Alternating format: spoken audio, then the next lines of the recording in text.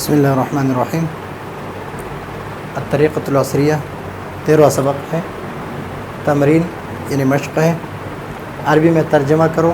کوئی آپ سے کہے کہ میں آپ کو اردو بول کے آپ اس کا عربی ترجمہ کرو، ترجمان بن جاؤ میرے لیے، تو وہ کہے گا کہ وہ مسجد ہے، تو آپ اس کا ترجمہ کریں گے تلک ذالکا یا ذاکا، ذالکا اور یا ذاکا، وہ مسجد ہے۔ دونوں میں سے ایک کا اگر زیادہ بعید ہو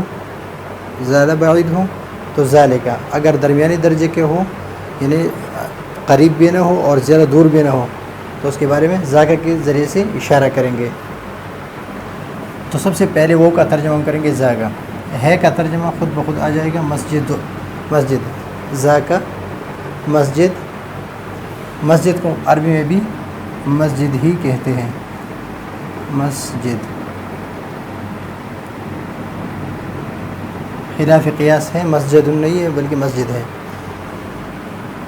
اسی طرح یہ سارے واو سارے مذکر ہیں، مذکر الفاظ ہیں، تو اس وجہ سے یہی ایک ہی لفظ آئے گا، ذاکا میدان، میدان، ذاکا میدان، وہ میدان ہے۔ ذاکا بیت،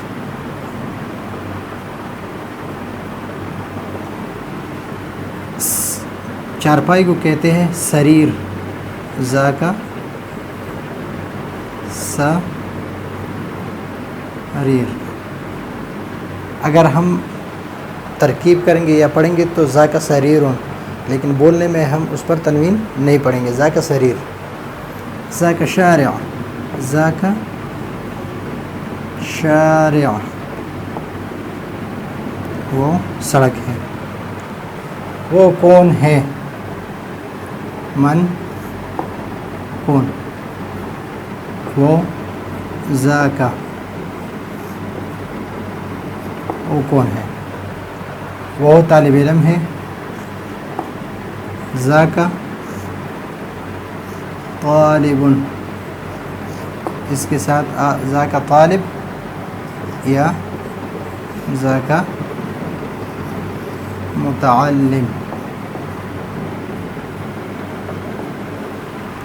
وہ منشی ہے، منشی کو کہتے ہیں کاتب، جو لکھتا ہے اس کو کاتب کہتے ہیں، وہ منشی ہے۔ ذاکا کاتب، کاتب، ذاکا کاتب، ذاکا طالب، ذاکا مؤذن،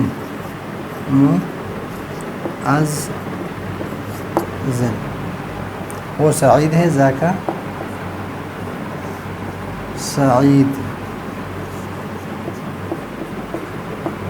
آپ اس کے ساتھ اس طرح بھی پڑھ سکتے ہیں، ذالک مسجد، ذالک میدان، ذالک بیت، ذالک سریر، ذالک شارع، من ذاک، ذاک طالب، ذاک کاتب، ذاک مؤذن، ذاک سعید۔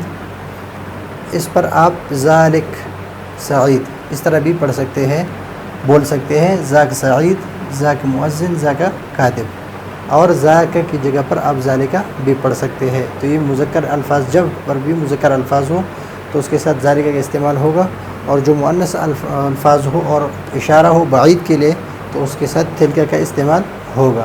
اگلے سبق میں میرے خیال بھی مؤنث الفاظ ہیں، اس کا ہی ترجمہ کریں گے۔ تو یہ ہے آج کا ہمارا سبق۔ اگلے سبق کے لیے اجازت چاہتے ہیں۔ اللہ حافظ۔